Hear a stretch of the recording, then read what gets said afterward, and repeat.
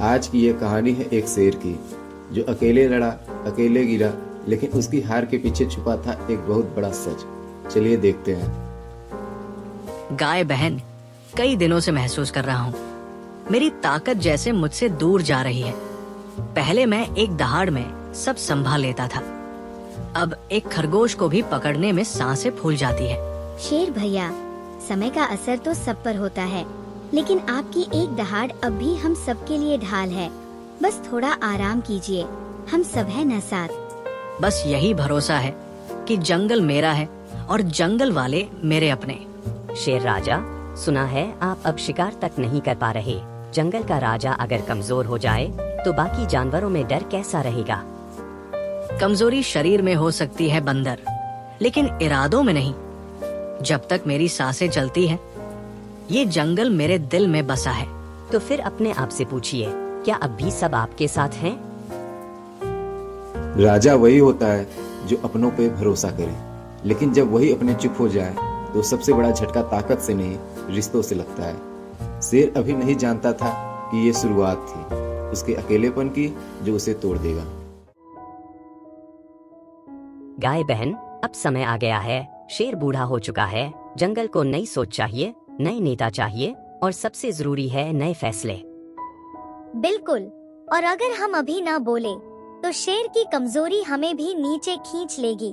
आप चुप है, लेकिन आपकी आंखें बहुत कुछ कह रही हैं। गाय बहन, आप कुछ नहीं कह रही, लेकिन चुप रहना भी समर्थन जैसा होता है, याद रखिएगा। आजकल जंगल कुछ अलग सा लग रहा है। हवाओं में साजिश की बू है, सबके चेहरे जैसे बदल गए हैं। ऐसा कुछ नहीं, शायद आप ज्यादा सोच रही हैं, लेकिन कुछ जानवरों में बेचैनी जरूर है। आखिर जो कमजोर हो रहा हो, उसके लिए डर स्वाभाविक है। कमजोर नहीं बंदर, शेर सिर्फ थका है, और थकान हमेशा स्थायी नहीं होती। शेर को अब यकीन था कि जंगल उसके साथ है, लेकिन जंगल की हवा बदल रही थी। कुछ चेहरे मुस्कुरा रहे थे, लेकिन आंखों में ईमान नहीं था।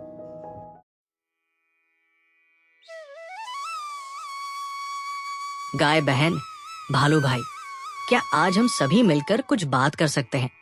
जंगल की सुरक्षा को लेकर मुझे चिंता हो रही है। पिछले कुछ दिनों से शिकारियों की हलचल बढ़ गई है। शेर भैया, आपकी बातों का हम सम्मान करते हैं, लेकिन अब आपको आराम करने की जरूरत है। आपकी दहाड़ अब पहले जैसी नहीं रही।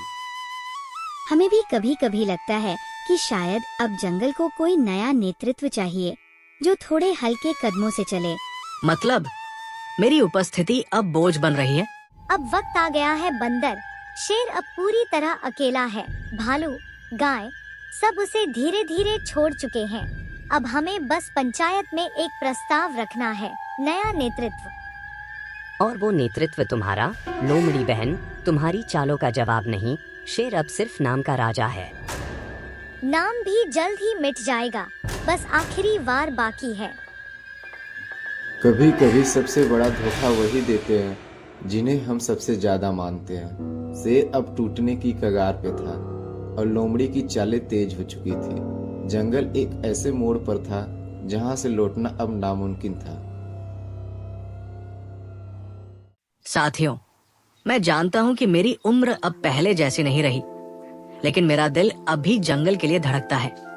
मैंने इस जंगल को शिकारी से बचाया, सूखे से निकाला और अपनों को छाया दी।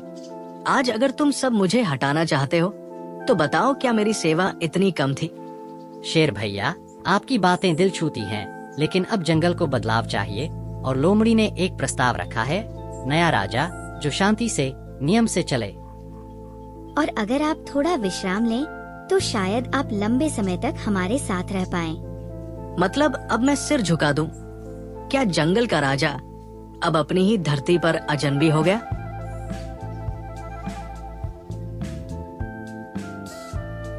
जंगल वासियों, अगर बदलाव चाहिए तो हमें किसी ऐसे को राजा बनाना होगा जो न सिर्फ हमारी सुन सके, बल्कि सबके लिए बराबर हो। मैं प्रस्ताव करती हूँ, गधा जी को जंगल का नया राजा बनाया जाए। मैं इस प्रस्ताव का समर्थन करता हूँ। गधा मेहनती है, शांत है, और सबसे बड़ी बात, लोमड़ी जी के नेतृत्व में काम करने को तैयार है। अगर सबको मंजूर है तो मैं अपने जंगल के लिए सेवा करने को तैयार हूँ। एक गधा, जंगल का राजा। ये जंगल है या मजाक? राजा का असली ताज सिर पर नहीं, उसकी आत्मसम्मान में होता है। जब वो भी छिन जाए तो गुफा भी कैद लगती है। अब मैं नहीं रुकूंगा, लेकिन लौटूंगा जब वक्त मुझे पुकारेगा, ऐसा शेर ने कहा। मैं हार कर नहीं जा रहा, मैं समझदारी से हट रहा हूँ। ताकत अब भी मेरे भीतर है, बस अब मैं उसे चुप रहकर पालूंगा। जब भीड़ को सोचने नहीं दिया जाता तो लोकतंत्र भी एक तमाशा बन जाता है। लोमड़ी जी, मुझे समझ नहीं आ रहा, ये जंगल के दस्तावेज, ये आदेश, ये सब मैं कैसे चलाऊं? मैं तो सिर्फ सेवा करना चाहता था। राजा जी, आप बस तख्त पर बैठे रहिए, बाकी सब मैं और बंदर संभाल लेंगे। आखिर आप हमारे विश्वास का प्रतीक हैं। आपकी चुप्पी ही इस जंगल की शांति है। राजा जी, आपकी बातों से नहीं, आपकी मौन से राज चलता है। और हाँ, कल से गायों पर टैक्स लगेगा और भालू से लकड़ियों का हिस्सा भी लिया जाएगा। ये तो जंगल वासियों पर अन्याय होगा, ये तो मैंने कभी कहा ही नहीं। राजा जी, बहुत बोलेंगे तो लोग पहचान जाएंगे कि असली राजा कौन है। शेर चला गया और गधा राजा बन बैठा, लेकिन ताज उसके सिर पर था और लगाम किसी और के हाथ में। वो थी लोमड़ी की। मैंने तो बस सेवा करनी चाहिए थी, पर आज मैं खुद को देखता हूँ तो सिर्फ एक कठपुतली दिखती है। लोग मेरा मजाक उड़ाते हैं और जो आदेश मेरे नाम से निकले वो मैंने कभी सोचे तक नहीं। काश मैंने शेर की आंखों में उस दिन पढ़ लिया होता जो वो बोल नहीं सका।